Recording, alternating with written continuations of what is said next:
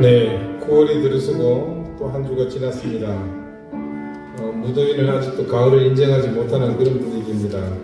그러나 제 아무리 무더운 기운도 하나님이 이끄시는 가을 앞에서는 모두 사라질 것들입니다. 이제 다 함께 자리에서 일어나셔서 가을의 풍성함으로 우리를 인도하시는 하나님을 향해 함께 예배드리겠습니다.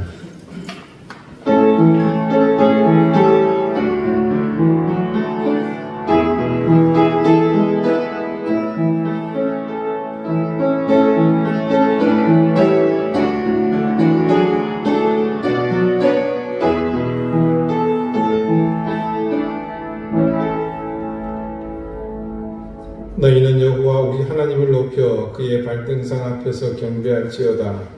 그는 거룩하시도다. 너희는 여호와 우리 하나님을 높이고 그 성산에서 예배할지어다. 여호와 우리 하나님은 거룩하심이로다. 아멘. 하나님, 지금껏 그 어느 때보다도 가을을 간절히 사모하며 기다립니다. 지난 여름의 기록적인 폭염과 열대야로 지친 우리의 유일한 돌파구는 가을의 기운입니다. 더위에 지쳐서 늘어진 우리의 육체도 심령도 그리고 하나님을 향한 신앙의 열정도 모두 새롭게 기운을 얻기 소망합니다. 우리에게 이 계절을 주신 하나님의 깊은 뜻과 더불어 지난 여름의 모든 과정 또한 하나님의 인도하심이며 섭리심을 믿습니다. 오늘 예배를 통해 그런 하나님을 깊이 느끼며 바라보고 마음 깊은 곳에서 우러나오는 진심을 담은 찬양과 경배를 드리기 원합니다. 우리의 경배와 찬양을 받아주십시오. 그리고 이 다가오는 계절의 큰 은혜와 복을 우리에게 더해 주십시오. 예수 그리스도 이름으로 기원하옵나이다. 아멘. 3장 함께 찬송하겠습니다.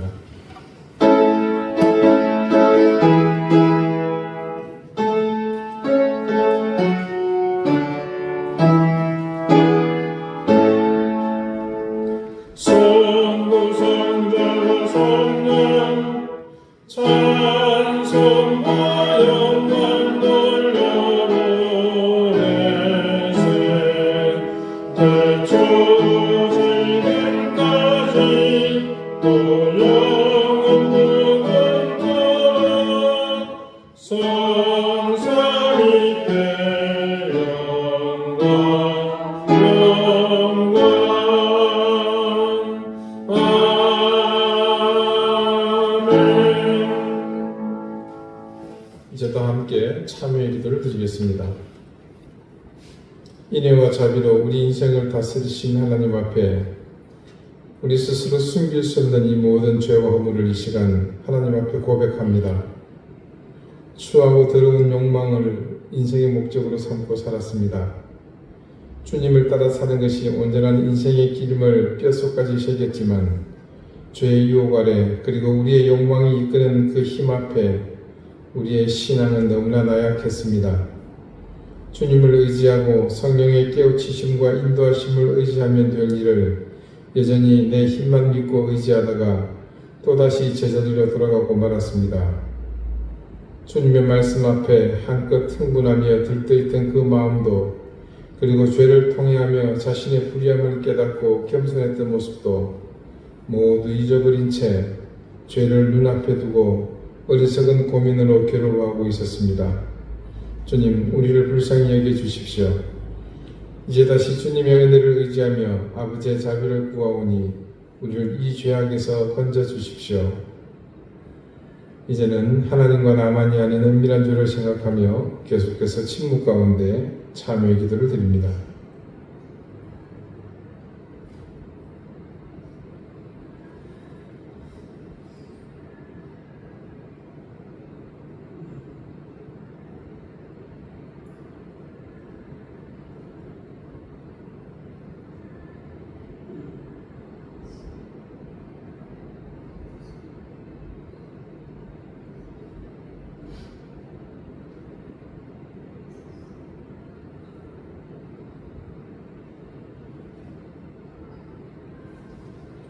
하나님께서는 자신의 부끄러운 죄를 솔직하게 고백하는 사람들에게 말씀하십니다.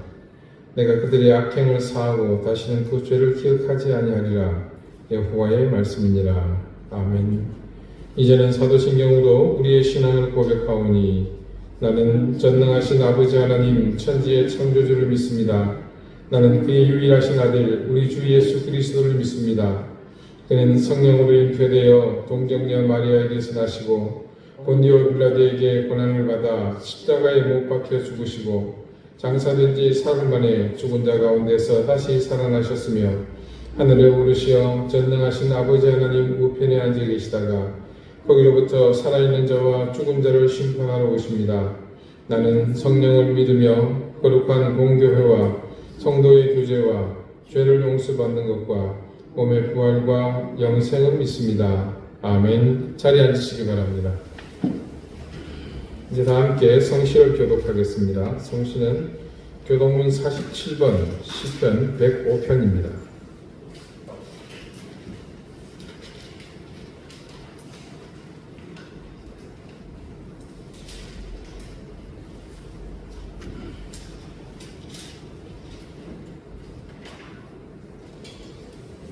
여호와께 감사하고 그의 이름을 불러하려며 그가 하는 일을 만민 중에 알게 할지어다.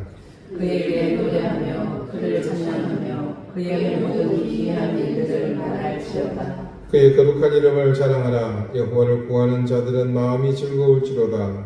여호와 그의 이름을 구할지어다.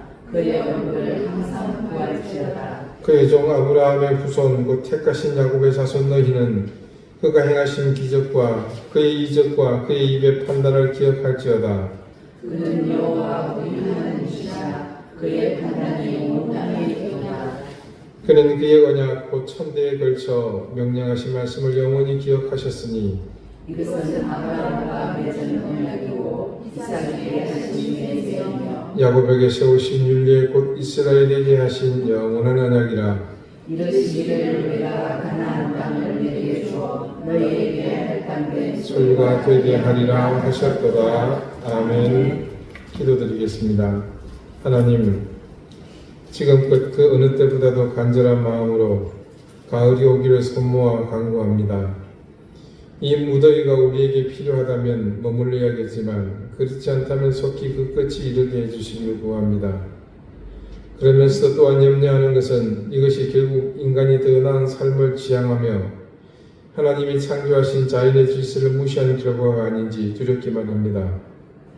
세상에는 핑계없는 무덤이 없다고 하지만 모든 것은 순리에서 벗어나지 못할 것이며 그 정해진 이치와 법칙대로 돌아간다는 사실에 우리의 모든 도도함과 교만함이 머리를 숙이게 해 주십시오. 이제 곧 만사의 홍엽이 가을을 증거할 것이며 과목의 실과가 가을을 입증할 것입니다. 우리가 무엇으로 하나님 앞에 이 계절을 맞아 그 앞에 설 것인지 우리 자신을 돌아보며 우리 인생의 날을 계수하는 시간이 되게 해주십시오. 그러면서도 그 가운데 한결같은 모습으로 우리와 함께 하시는 하나님의 사랑을 간과하지 않게 하시고 지금 이 순간까지 우리의 영혼을 감화하며 은혜와 감동으로 이끄시는 성령의 역사를 분명히 깨닫고 고백하게 해주십시오. 하나님, 우리는 하나님 나라의 백성이지만 여전히 발을 딛고 있는 이곳은 공중의 권세 잡은 악한 영의 권세 아래입니다. 하나님의 법과 세상의 법이 대치하는 이 땅에서 무엇을 선택하며 어떤 길로 가야 할지 매 선택의 순간에 우리의 팔을 붙들고 계신 하나님을 바라보게 해주십시오. 세상의 법이 우리를 엄몰하려는 순간에도 두려워하여 물러서기보다 하나님을 바라보며 힘을 얻고 용기를 내게 도와주십시오. 경제 상황이 눈에 띄게 호전되지는 못해도 조금씩 비치는 희망의 기운에 함께 기대하며 인내의 시간을 보내고 있습니다. 하나님의 자비로운 손길을 구하오니 모두가 힘겨워하고 있는 지금의 모든 형편을 살펴주시고 우리를 이 위기 속에서 건져주시기를 구합니다. 이 난국을 헤쳐나갈 지도자들이 제 역할을 하지 못하고 있습니다. 개도 안 물어갈 낡아빠진 이기적 이념에서 벗어나지 못하는 한심한 자들이 그나마 해야 할 일만이라도 제발 세금으로 받고 월급을 받고 있다는 사실을 깨닫고 공복으로서의 의무만이라도 하게 해주십시오. 의료계의 오랜 기득권을 이제는 내려놓도록 인도해 주시고 제발 그들이 의술이라는 자신들의 일에 대해 양심을 가지도록 해주십시오. 북한의 어려운 형편이 전 세계 위협거리가 되고 있습니다. 오로지 한 사람 독재자의 입맛에 초점이 맞춰져 있는 한심한 나라가 속히 무너지게 해주시고 그 속에서 고통받는 동포들의 살길이 열리게 해주십시오. 러시아가 엄밀히 말하면 지도자 한 사람이 저지른 이 죄악에 통일한 심판이 있게 해주십시오. 이스라엘을 중심으로 한 중동의 분쟁이 속히 종식될 뿐 아니라 그들이 이제는 공존하는 법을 배우게 해주십시오. 아프간과 미얀마의 아픔을 국제사회가 외면하지 않게 해주십시오. 우리 사랑하는 이든교회 성도들 가정을 하나님 지켜주시기를 구합니다. 생업에 하나님의 은혜와 복을 더해 주십시오. 자녀들의 앞길을 주님께서 인도해 주십시오. 질병으로 고통받는 가족들을 치유해 주십시오. 하나님, 이제 말씀을 듣습니다. 성령님께서 우리의 미련한 심령을 겸비하게 도우셔서 살아계신 하나님의 말씀을 온전히 듣게 해주십시오. 감사와 찬양을 드리오며 예수 그리스도 이름으로 기도드립니다. 아멘.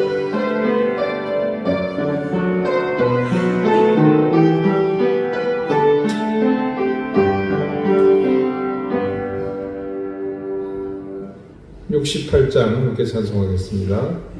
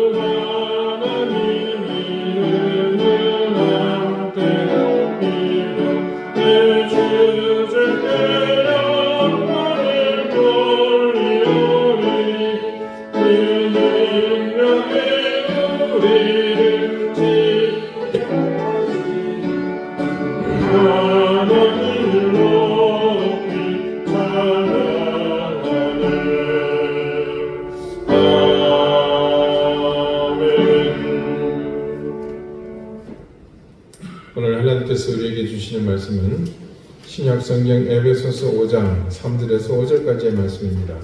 신약 314쪽입니다.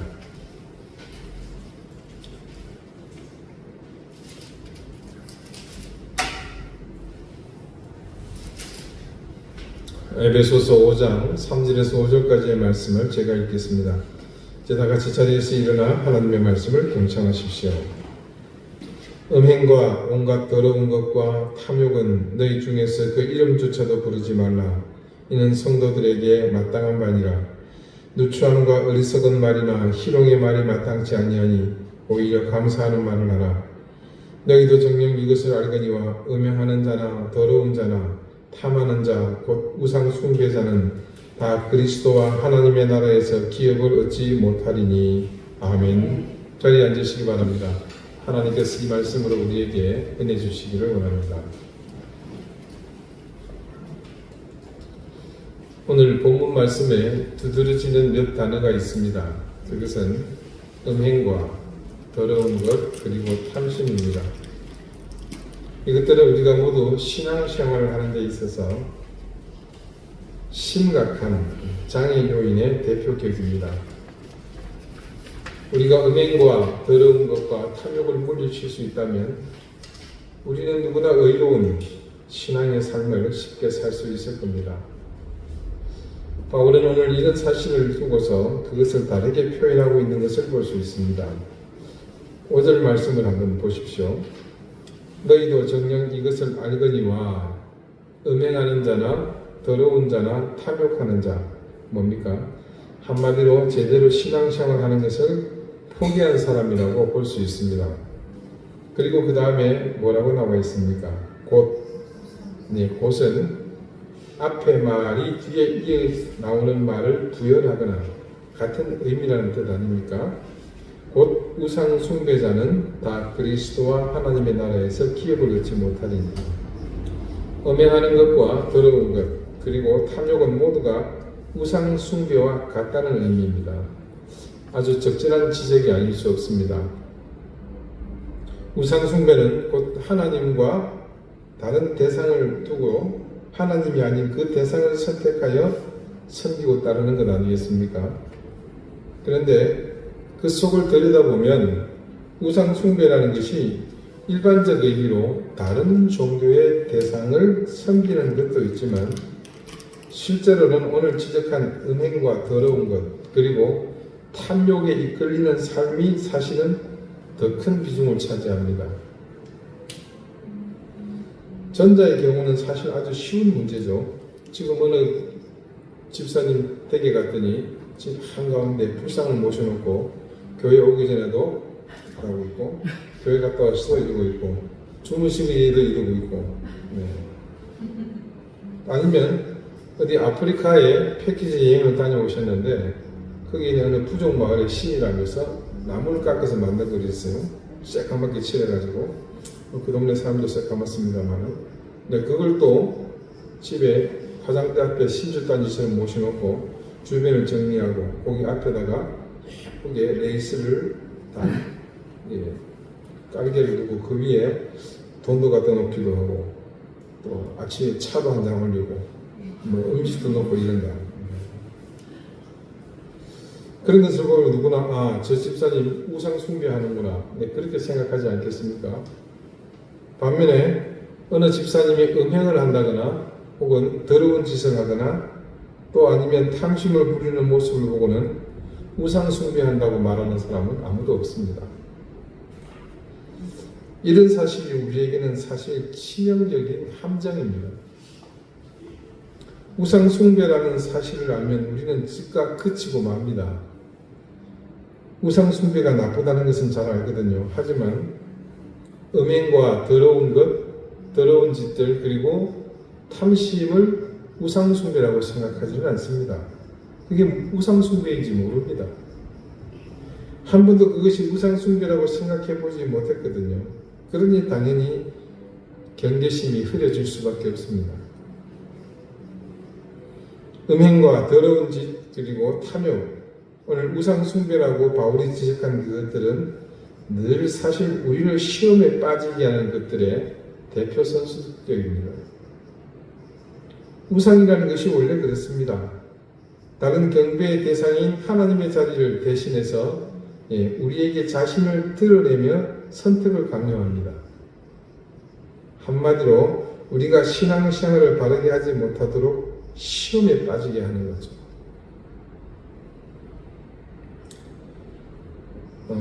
친한 두 친구가 있습니다. 한 사람은 굉장히 내성적이고 한 사람은 외향적인 요즘은 MBTI가 하도 보편되어 있어가지고 T니 뭐니 이렇게 하는데 여러분도 모르시고 저도 잘 모르니까 그냥 아날로그적으로 아주 내향적인 사람, 아주 외향적인 사람.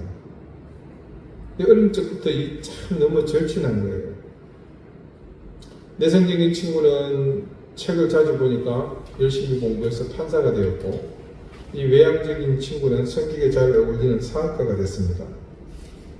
서로 하는 일도 바쁘고 하다 보니 자주 만나지는 못하지만 그러나 두 사람은 여전히 서로를 끔찍히 아끼는 우정을 유지하고 있습니다. 그런데 어느 날 원치 않는 장소에서 두 사람이 만날 일이 생겼습니다. 짐작하셨겠지만 사업하는 친구가 사기죄로 피의자 신세로 이 친구 판사가 재판장으로 있는 법정에 서게 된 것입니다. 사업가 친구의 동업자가요, 부도음을 멋대로 남발하면서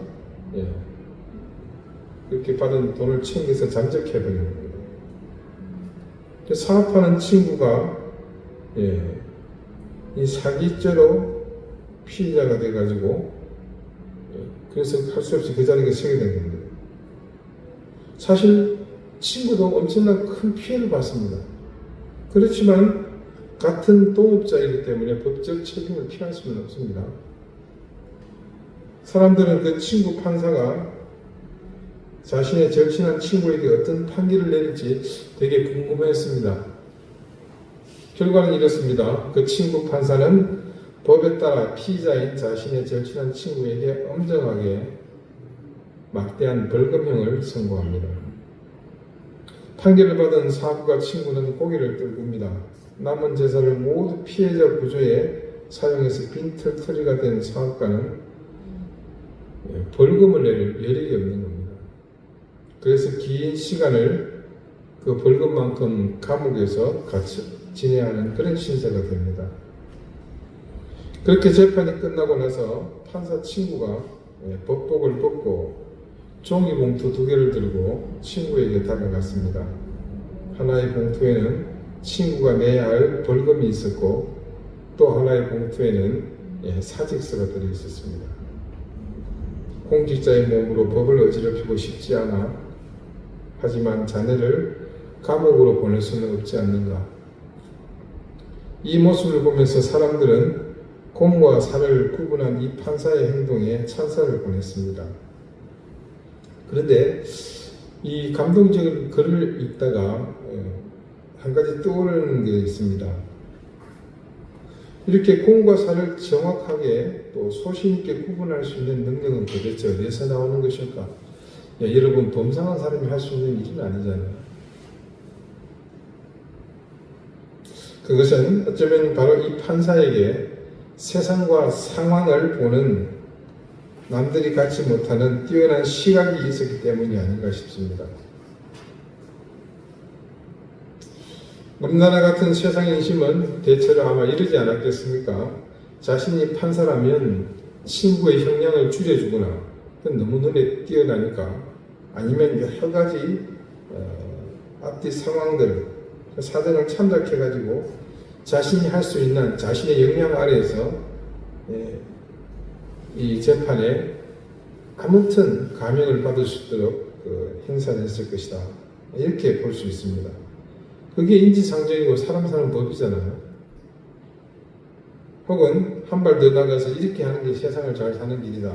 뭐 그렇게 할 것입니다. 그런데 이 판사는 세상의 그런 인심과 시각, 그것과 다르게 똑같은 세상을 보다 더 넓게 보았습니다. 이 상황 자체를 그 친구와 자신이 이 두 사람의 처지에서만 본 것이 아니라 더 많은 사람과의 관계 속에서 보았습니다. 이것이 그 판사님이 가지고 있는 첫 번째 남다른 시각입니다. 그 친구 판사가 이런 결정을 내렸다는 거죠. 특히나 2개의 봉투 중에 하나는 사직서였습니다. 그것은 그 친구가 다른 동료 판사들을 이 판결 속에서 함께 보았음이 분명합니다. 이 친구 판사가 사직서를 내므로 동료 판사들이 자칫 흔들릴 수 있고 잘못된 관심을 통해 자신을 따라 잘못된 판단을 할 수도 있을 가능성을 사전에 차단해 버린 겁니다. 이 친구 판사에게 이 일은 처음 경험이지만 법의 준엄함을 수호해야 할 처지에서 친구와 법을 모두 존중할 수 있는 길이 여기에 있다는 사실을 깨달았던 겁니다. 이것이 이 판사님이 가진 두 번째의 다른 시각입니다. 또한 이 판사는 자기 친구를 더 깊이 보는 해안도 가졌습니다. 자신이 무작정 친구의 유리한 판결을 함으로써 사랑하고 아끼는 친구가 사회적 규범에서 면피할 수 없는 죄책감을 가지지 않도록 했습니다. 어디 그뿐이겠습니까? 모든 사고에는 원인이 있지 않습니까? 그렇듯이 피고로 법정에 온 사업가 친구에게도 분명 잘못은 있었습니다. 물론 실제적인 책임이라기보다는 도의적 책임이라는 것은 분명합니다. 하지만 자신이 직접 그렇지 않은 것에 대해서 필연적으로 함께 져야 할 책임이 분명히 있습니다. 그래서 억울한 것처럼 보이지만 법은 동업자에게도 책임을 같이 묻도록 하고 있습니다. 그것은 동업자라고 할지라도 같은 동업자로서 관리하고 감독할 책임이 있음을 법이 판단하고 있는 거죠. 그 판사의 판결은 그런 법의 정신을 친구가 충분히 분명히 알 수 있도록 배려한 것입니다. 그리고 자신이 또한 그 사건에서 절대 자유로울 수 없음을 이 판결을 통해서 지금 알려주고 있습니다. 마지막으로 이 판사는 과거와 현재 그리고 미래를 함께 보는 시각이 있었습니다. 그는 판례를 찾아보았지 않았겠습니까? 그것은 선배 판사들의 경험을 검토했다는 겁니다. 어쩌면 직접 찾아가서 조언을 또한 구했을 것입니다. 그리고 동료 판사들의 모습을 함께 그려보며 생각했을 것입니다. 또한 그것에 지나지 않고 후배 판사들에게 어떤 판례를 남길지 고민하지 않았겠습니까? 그의 선배 판사들의 판례와 조언을 구하는 것은 과거의 흔적을 찾는 수고를 한 겁니다. 그리고 자신의 처지를 동료들과의 사이에서 고민했다는 것은 현재를 돌아보는 수고입니다. 마지막으로 또 한 가지, 흐트러짐 없는 엄중한 법의 기강을 세워서 후배 판사들의 좋은 선례를 보여주고자 한 것은 그가 미래를 염려하는 마음이 있었기 때문이죠.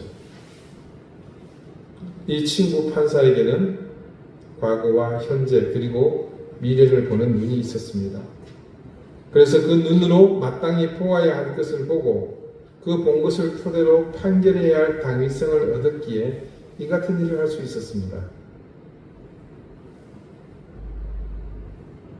우리가요, 세상을 통해 세상을 사는 것도 이와 마찬가지입니다. 더군다나 신앙을 가진 우리가 이 신앙을 통해서 세상을 바라보는 눈은 또 틀리겠죠. 하나님의 자녀된 우리가 하나님을 보아야 할 때 하나님을 보지 못하고 세상을 본다면 어떻게 우리가 바르고 선한 길, 진리의 길로 나갈 수가 있겠습니까? 어떤 사안을 마주하고 섰을 때 그 사안의 현상에만 시각이 머물러서 그 현상의 진리를 따지기 위해 혈안이 되어버린다면 그 현상 너머에 있는 더 귀한 가치, 소중한 의미는 간과해 버릴 수 있습니다. 그러므로 내가 어떤 현장, 어떤 사건을 마주하더라도 그때 우리 주님을 보는 것을 잊어버려서는 절대 안 됩니다. 우리가 그 순간에 하나님을 본다는 것은 내가 지금 마주하고 있는 이 사건의 전과 후 그리고 배경, 원인 그리고 과정을 지나 이 사건 이후에 전개될 파장을 함께 생각한다는 뜻이기도 합니다. 그런 의미에서 신앙인은 늘 하나님을 바라보아야 합니다. 그래서 우리는 예수 그리스도를 구주로 믿고 삽니다. 그랬을 때 우리의 구주가 되시는 그리스도 예수님은 우리에게 하나님을 볼 수 있도록 하나님께 나아갈 수 있도록 지평을 열어주십니다. 그래서 신앙을 가졌다는 것은요, 곧 매사에 구원받은 자임을 인식하는 것과 동시에 어떤 사건이나 어떤 상황 속에서도 그 현장에 얽매이지 않고 하나님을 바라봄으로써 더 깊고 더 넓게 모든 것을 볼 수 있다는 의미이기도 합니다. 여러분, 가령 나를 비방하고 욕하는 사람이 있습니다. 그 사람을 향해서 분노하고 몽둥이로 패고 억울해하는 것은 누구나 동일한 심정일 겁니다. 그런데 적어도 우리가 하나님의 자녀라면요, 우리는 그런 상황 속에서도 하나님을 볼 수 있어야 합니다. 이 상황 속에서 내가 분노하고 복수하는 것으로 그쳐서는 안 될 중요한 하나님의 또 다른 뜻이 있다는 것을 알기 때문이죠. 시험이라는 것은 그렇습니다. 우리가 알듯 사탄의 아주 강력하고도 훌륭한 무기입니다. 자, 전쟁 영화를 보면 이 시가전 할 때가 있죠. 창문에서 모퉁이를 돌면서 총만 내밀어서 탕탕 쏘고, 뭐 어렵습니다. 잘 맞으면 되는데 또 잘 맞으려고 할 수도 없고 사람을 죽이는 일이기 때문에. 그러다가 나중에 총을 옆에 놓고 나서 수류탄을 꺼내들죠. 그렇게 꺼내든 수류탄을 적지를 향해 던지게 되면 어떻게 됩니까? 상황이 끝납니다. 그 파괴력이 소총과는 비교도 안 되기 때문에 그냥 싹 정리가 되는 거죠. 그런 점에서 이 시험이라는 사탄의 도구는요, 마치 시가 전에 막강한 이 교전의 종결자가 될 수 있는 수류탄처럼 우리를 한 방에 무너뜨리는 그런 강력한 힘을 가지고 있습니다. 근데 말씀은요, 그런 시험에 대해서 아주 중요한 사실을 우리에게 증언합니다. 야고보서 1장 12절 말씀을 보니까 시험을 참는 자는 복이 있나니 이는 시련을 견뎌낸 자가 주께서 자기를 사랑하는 자들에게 약속하신 생명의 면류관을 얻을 것이기 때문이라. 자, 이 말씀에 따르면 제일 먼저는요, 시험을 참는 사람이 복되다 합니다. 그런데 그 다음은 뭡니까? 이렇게 시험을 견뎌낸 사람이 약속하신 생명의 면류관을 얻을 것이라고 합니다. 영생을 얻게 된다, 하나님의 백성이 된다, 구원받는 자녀가 된다, 이런 말들과 다 동일한 의미 아닙니까? 오늘 본문의 말씀 5절의 후반부를 보십시오. 우상 숭배자는 다 그 다음에 뭐라고 되어 있죠? 그리스도와 하나님의 나라에서 기업을 얻지 못하리니. 시험에 빠지는 것과 우상 숭배하는 것이 같은 것이라고 했죠. 근데 결국 그 결과도 다를 수 없습니다.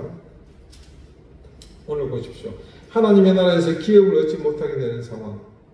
이것도 다름 아닌 그리스도와 함께 말입니다. 이것은 구원도, 영생도, 하나님의 나라, 하나님의 백성 모든 게 다 물건나버리는 그런 상황이라는 뜻이거든요. 그래서 시험을 견뎌내는 것이 얼마나 크고 놀라운 일인지를 사도 야고보도 이렇게 증언을 했습니다. 그만큼 우리의 삶에는 무시로 시험들이 다가오며 그 시험이 우리의 삶에 여러 가지로 영향을 끼칠 수 있음을 예견한 것입니다. 여러분, 우리가 왜 시험에 듭니까? 자신을 시험에 들게 만드는 그 상황에 자신이 갇혀버렸기 때문입니다. 그러니 시험이 옳다구나 하면서 자신과 우리를 동일하게 만들어 버리는 거죠. 그래서 시험이 들 수밖에 없는 상황이 오더라도 당연히 그렇게 되어지는 것이 아니라 당연히 그렇다고 모든 상황을 듣고 있는 그 덮개를 찢어내고 그 지붕을 뚫고 우리가 하늘을 볼 수 있어야 합니다. 그래야만 우리가 참된 자녀가 될 것이고, 그래야만 우리는 우리를 가두는 모든 구속에서 자유로울 수 있으며, 그때 우리는 시험에 들지 않을 수 있는 겁니다. 시험을 이기는 법은 다른 것 없습니다. 우리가 지금 보고 있는 것이, 그리고 관심을 가지고 있는 것이 내가 봐야 할 궁극적인 것이 아니라는 그 사실을 깨닫는 것입니다. 그곳에서 그 눈을 들어서 생각과 함께 하늘을 보는 겁니다. 그리고 그 상황과 사건 속에서 하나님의 눈을 가지고 말씀해 주시는 지혜를 가지고 그 도구로 다시 보는 것이죠. 오늘 바울의 말을 다시 한번 봅니다. 음행과 온갖 더러운 것과 탐욕은 너희 중에서 그 이름조차도 부르지 말라고 말합니다. 그러면서 바울은 그렇게 해서는 안 되는 이유를 말하고 있죠. 뭐라고 되어 있습니까? 이는 성도에게 마땅한 반이라. 결론은 한마디로 이유 없다입니다. 그것은 당연한 것이고 성도 예수 그리스도를 구주로 믿는 모든 사람이 마땅히 당연히 그 이름조차 부르지 말아야 한다는 그런 뜻입니다. 우리를 시험에 빠지게 하여 우상처럼 하나님이 아닌 그것들에 빠지게 될 것이 자명하니 당연히 그렇게 하지 않으면 안 될 일입니다. 내가 무너지고 멸망하며 하나님 앞에서 끊어지게 될 마당에 어떤 이유가 필요하겠습니까? 지극히 당연하고 마땅한 일일 뿐입니다. 음행과 더러운 짓, 그리고 탐욕은요, 세상을 간단하게 요약한 말이라고 저는 생각합니다. 여러분, 지금 이 세상에서 이 세 가지를 빼면 뭐가 남겠습니까? 인간의 욕망은 본능을 따라 움직이는 법 아니겠습니까? 그런 의미에서 음욕은 인류의 역사와 함께 온 것들입니다. 그래서 그것과 관련한 것들이 온통 과거 역사 속에서는 여기저기 흔적들이 담아 있습니다. 음행과 더러운 것과 탐욕, 우리 자신을 망가뜨리는 주범입니다. 이 세 가지가 여러분 인생에서 모두 사라진다면 앞서 말씀드린 것처럼 여러분은 정말 성공한 인생, 훌륭한 신앙의 삶을 살았다고 장담하셔도 됩니다. 그러나 이 세 가지에서 자유롭지 못한 인생은 언제나 실패의 쓴자를 맛보아야만 했습니다. 그 세 가지가 있더라도 세상의 기준에서는 얼마든지 성공한 사람들이 있습니다. 때로는 그것을 발판으로 성공하기도 하죠. 하지만 우리의 기준은 세상이 아니지 않습니까? 하나님 나라에 이르렀을 때 우리는 세상의 법이 아닌 하나님의 말씀에 따라 평가받게 됩니다. 그래서 이 모든 일의 결과는 한 가지로 이어집니다. 그것은 오늘 말씀에서 바울이 선포한 바로 그것, 하나님의 나라에서 기업을 얻지 못하는 겁니다. 이스라엘이 가나안을 점령하고 나서 제일 먼저 한 일이 무엇이었습니까? 네, 땅 분배 아닙니다. 성급하시기에 그러지 마시고 제사를 먼저 드렸죠. 하나님과의 관계 속에서 할 일을 먼저 했습니다. 그때는 그래도 명색이 여호수아가 리더로 있을 때니까요. 그 다음에 하나님의 명령에 따라 땅, 우리는 땅이라 하지만 말씀은 기업이라고 분명히 못 받고 있습니다. 기업을 분배받았습니다. 여호수아서의 전반부, 그 정말 이 드라마틱한 전복 이야기가 끝난 그 직후부터 하나님 앞에 제사를 드리고 그 다음부터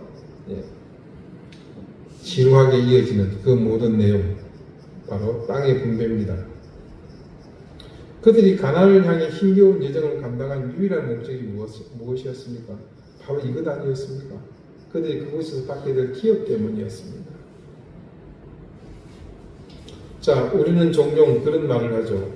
우리 영적 가나안에 이르자는 말을 합니다.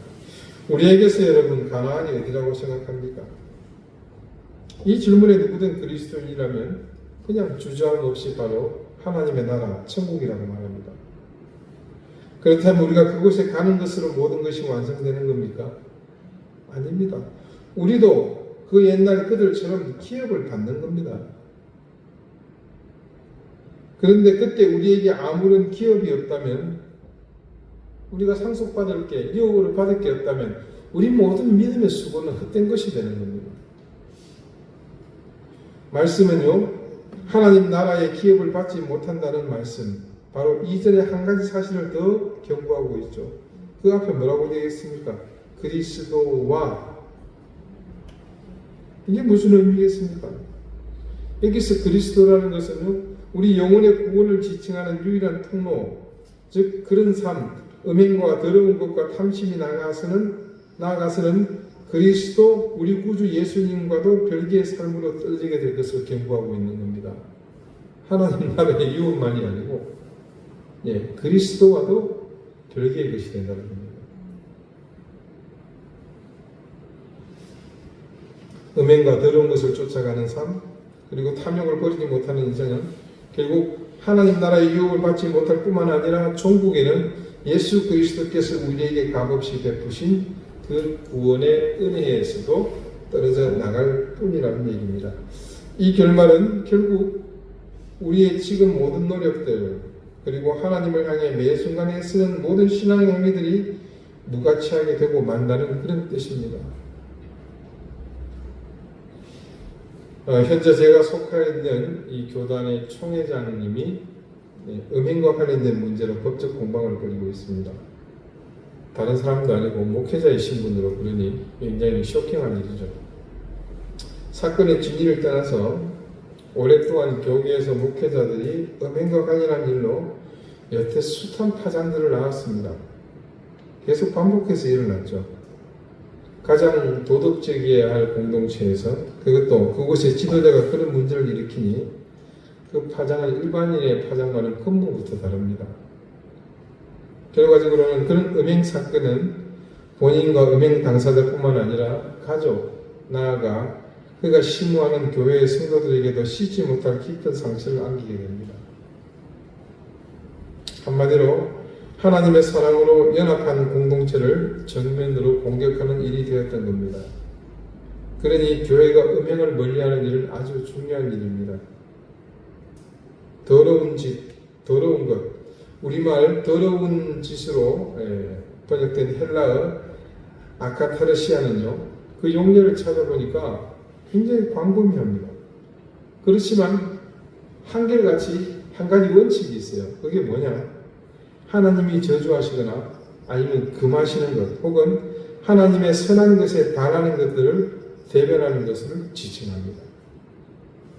신약이 여러 곳을 찾아보는데요, 악한 것, 더러운 것, 또 하나님이 금하시는 것, 여러 가지 이런 내용으로 이것이 다양하게 사용되더라는 거죠.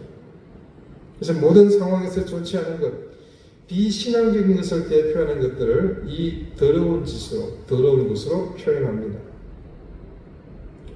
하나님을 대적하거나 말씀이 우리에게 가르치는 방향과 거꾸로 간다거나 그것도 아니면 악한 것들로 일관한 삶은 공동체의 선을 해칠 뿐만 아니라 그 근간을 흔들어서 무너뜨리는 일로 비화될 수 있습니다.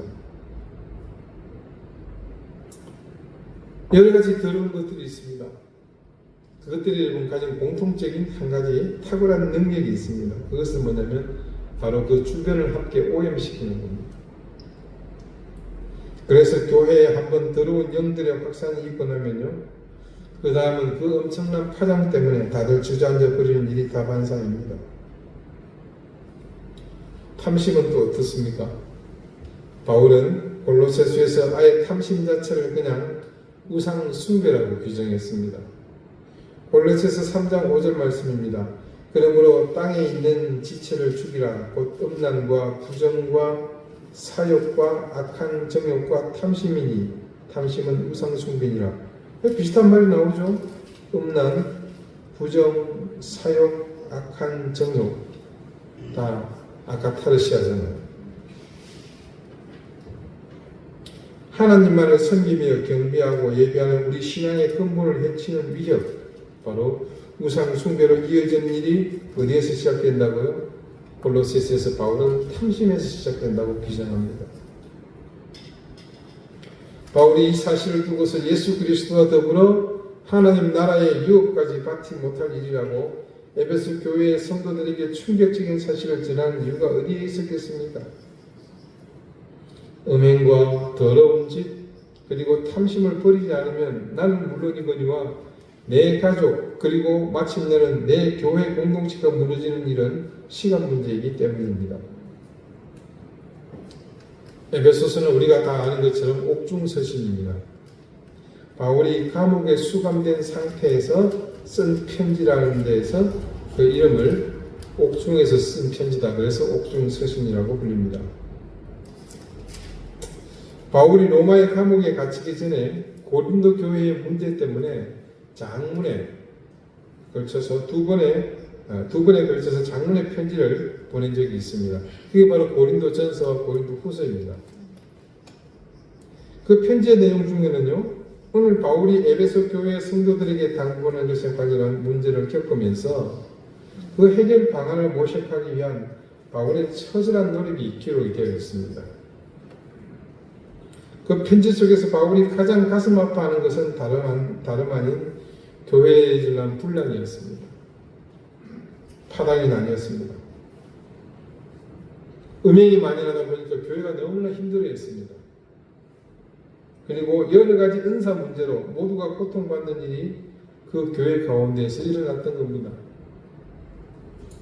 만약에 바울이 그 사태를 편지를 통해 또 그 사실을 확인하기 위해 제자인 디도를 보내지 않았다면 고린도 교회는 큰 시험에 빠져서 아마 회복불능의 상황까지 추락했을지도 모릅니다. 그만큼 성도들에게 닥치는 음행과 더러운 것과 탐심의 위협들은 늘 각자의 신앙을 포기하게 만드는 강력한 요인이었던 것입니다. 여러분, 무엇이든요, 하나님의 자리를 대신하기에 방치해서는 안 됩니다. 순간의 그 선택은 결국 나에게로 돌아오는 부메랑이 되고 그 선택에 따른 결과는 오롯이 자신의 몫입니다. 다른 형벌은요, 잘못했으면 그 대가를 치르면 됩니다. 어떻게든 해 감당하면 그만입니다. 하지만 하나님의 나라를 유혹으로 받지 못하는 것과 그리스도와 무관해지는 결과는 단지 징벌이 아니라 그것은 곧 파멸을 의미합니다. 여러분이 어떤 것을 선택하더라도 그 길만은 절대로 가서는 안 될 일입니다. 지금까지 우리가 쌓아온 모든 믿음의 삶이 송두리째 날아가는 일입니다. 그러므로 오늘 바울의 당부처럼 그것들은 이름조차도 거듭날 일이 없도록 해야 할 것입니다. 그러기 위해서 여러분 신앙의 모든 순간과 상황을 예리하게 늘 살피십시오. 내 중심에서 우선순위가 흐트러지지 않도록 늘 점검하십시오. 나 자신이 시험에 빠지지 않도록 그런 요인들을 사전에 제거하며 위협이 다가올 때마다 더욱 굳건히 하나님을 바라보십시오. 세상의 소리가 아닌 하나님의 음성에 더욱 귀를 기울이십시오. 세상의 안목의 눈길을 뺏기지 마시고 여러분의 눈을 말씀에 두십시오. 그곳에 예수 그리스도의 구원의 통로가 되시는 주님이 계시고 그곳에 하나님 나라의 유업을 받을 길이 있습니다. 기도드리시겠습니다.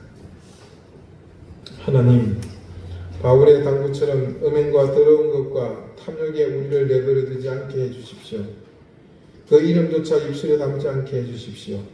하나님을 사랑하며 섬기려는 그 길을 가로막는 이것들을 우리의 생애에는 흔적조차 남지 않도록 인도해 주십시오. 하나님께로 더욱 가까이 가고자 하는 우리를 시험에 들게 하는 우상 같은 이 모든 것들이 우리에게서 설자를 잃게 하시고 오로지 하나님만을 바라보는 인생이 되도록 우리를 굳건히 붙잡아 주십시오.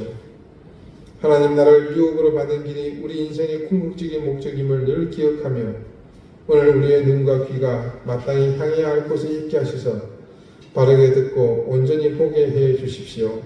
예수 그리스도 이름으로 기도드립니다. 아멘. 342장 찬송하겠습니다.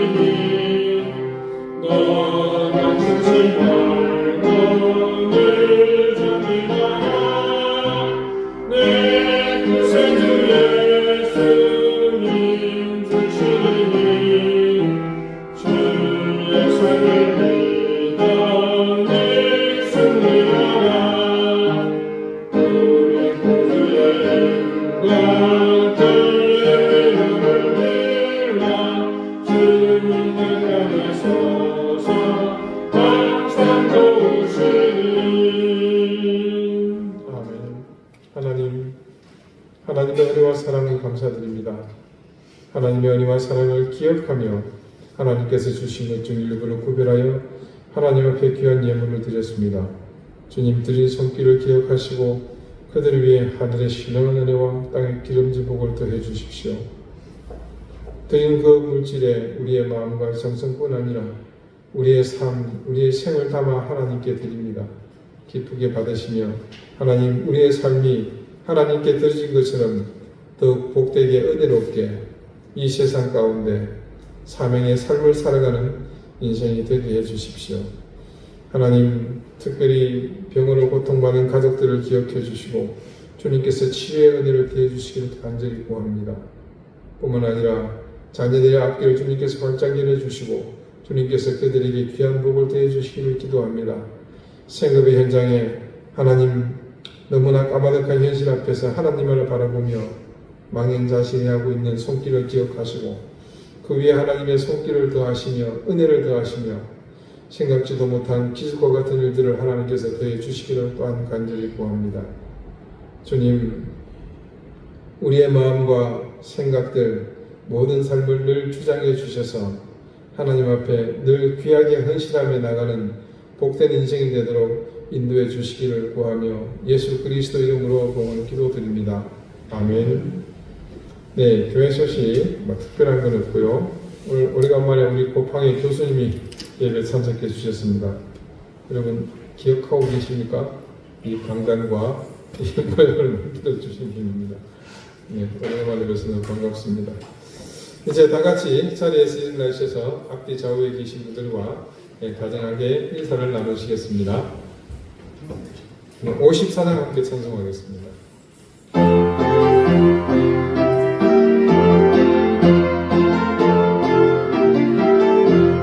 주여 복을 구하오니 떡이 향해 하시고 사냥마다 주를 배우 이리로 가시고 광야 같은 세상에서 항상 인도하소서. 주의 복된 말씀 듣고 응원 감사합니다.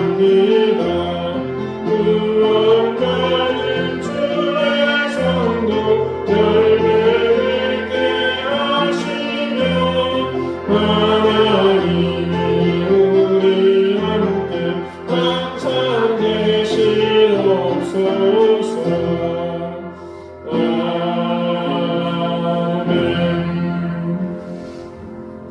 이제는 예수 그리스도의 은혜와 하나님의 사랑과 성령의 교통하심이 바울의 당부처럼 음행과 더러운 것과 탐욕을 그 이름조차 부리지 않으므로 예수 그리스도와 하나님의 나라의 유업에 합당한 삶을 살기를 다짐하는 우리 사랑하는 이든교회 모든 성도들과 저들의 가정과 생업 위에 이제로부터 영원토록 항상 함께 있을지어다. 아멘.